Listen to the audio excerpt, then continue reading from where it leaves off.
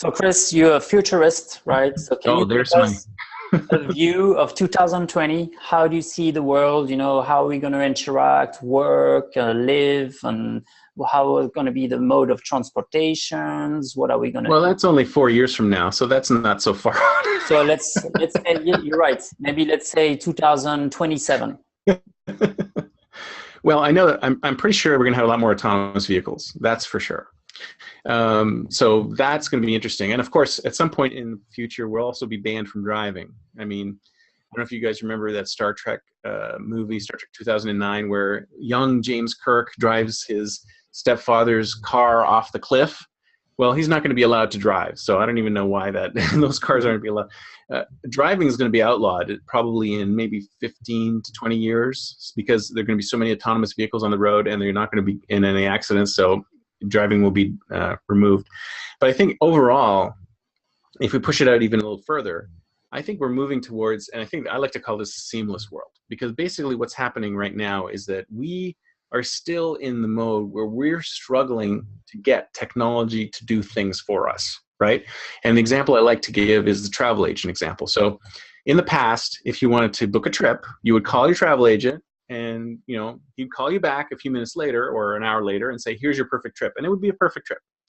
And now you want to travel somewhere, it takes you weeks and weeks to figure out where the best trip is and who to talk to. And then you're sitting in your plane seat, you go, oh, I don't know if I got a better deal than the guy sitting beside me, right? So we've used technology to push all the work down to us. Now, the next step is to take that technology and push it back to the cloud. Let people and machines do all that stuff for us. So all I have to do is say to my Alexa or whatever, I want to go to Hawaii in July.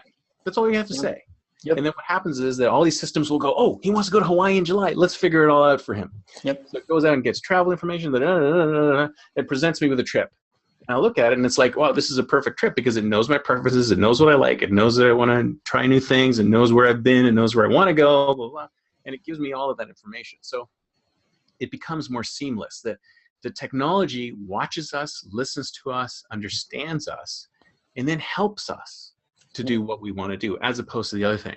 So, what would be a typical day in the life of that? Well, let's say you have a bunch of meetings. You have them in your calendar already.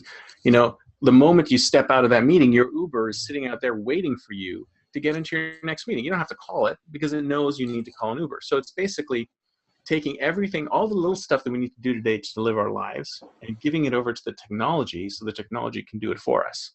And I think that's when you'll see the real progress in tech, and tech will actually slowly disappear from our lives. You won't have a smartphone anymore. You won't have a device anymore. You'll have maybe integrated into your glasses or something like that. So the technology itself will disappear. So the laptops and the iPads and the smartphones and all that stuff is going to go away. And it's just going to become sort of like little tiny augmentations to what we already have. So you might have, if you've ever seen the movie Her, right? I mean, the movie Her had all of this stuff in a earphone. They were all using earphones, and little tiny smartphones, which just showed a display in order to get things done. And I think that we're probably going to move to that sort of thing. I remember I was talking about taking things backwards. Like you look at science fiction, you go, oh, I think that's where they look forward into the future, and I'm seeing that we're going to be going to that kind of future as well.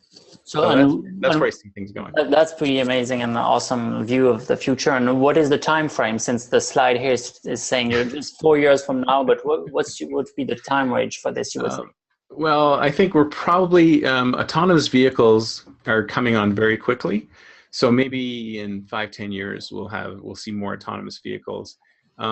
For some of the other stuff, it'll take a little bit longer because we still haven't figured out the sort of machine models to get this thing done right. I mean, some of the things will happen faster than others. Like, for example, that travel thing I was suggesting to you, that's probably going to happen relatively quickly because we already have these Amazon Echoes in people's homes, right? And they're capturing all this data. And they're capturing how to interact with it, and it's continuously getting better and better. I think IBM had an example of a machine that was learning some kind of surgery. And I think they said that, originally it learned the surgery in 6 weeks, and now they can make it learn the surgery in 6 hours. So things are getting faster and more exponential. So that's why, I like to say predicting the future is like being a weatherman, right? You're typically right, but at the wrong time. So I can say that, you know, in 5 years, we're going to have autonomous vehicles, but it might be 10. I can say in 2 years, we're going to have travel agents that book our flights for us, but it might be 1 year, right? So any of those things, it's a sliding scale as to when it's going to happen. So, but all those things are going to happen. The only question is when. And it's like William Gibson said, you know, the future is already here. It's just not evenly distributed. So it's kind of like that. It's like, it's not, things are not going to be evenly distributed, but we're going to get to a point one day where, you know, we'll turn around and we'll realize that, you know, we're not doing all these little things that we had to before, and they're just happening for us. And it'll happen slowly. I mean, think of it, for example, like grocery shopping, right? And right now, you look at your fridge, it's empty, you got to go to the grocery store, or you call Instacart. You know, your next fridge will probably have sensors in it, which can tell when you're running low on XYZ, and then it can connect to your local grocery store, and then they'll automatically ship you stuff when you're running low. And I'm wondering, you know, if things that existed in the past will resurface, but in a more modern way or innovative way. You know, like you were talking about the apprentice, or for me, like in the grocery, you know, back in the days, you know, you had that, you know, little truck that would ring the bell and you could get some milk and things like that.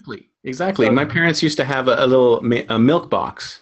So a milkman would come and deliver milk every day or every other day or however often they had it. And they would, you know, they would take the old jug back and they put the new jug in. And those things are going to start coming back but they're going to be all controlled by technology. You know, the milk truck's going to be autonomous, and it'll show up and it'll maybe it'll drop your milk in a little box, you know, a little refrigerated box, and then you pick it up and bring it in the house. So all of these things are going to occur. The only question is really when they're going to occur, and it's going to be spread out unevenly. And in some places, in urban areas, it's going to happen faster. And I mean, for example, there's this new service called Chariot in San Francisco that basically is crowdsourced commuting. So if you want to go to point A to point B, there's lots of people who want to go from point A to point B. They'll commission a bus that takes you from point A to point B, and the ride only takes $3, right? So, and those kind of innovations will occur in these big urban areas where there's a huge number of people, and then they'll slowly spread out to other places. Thanks.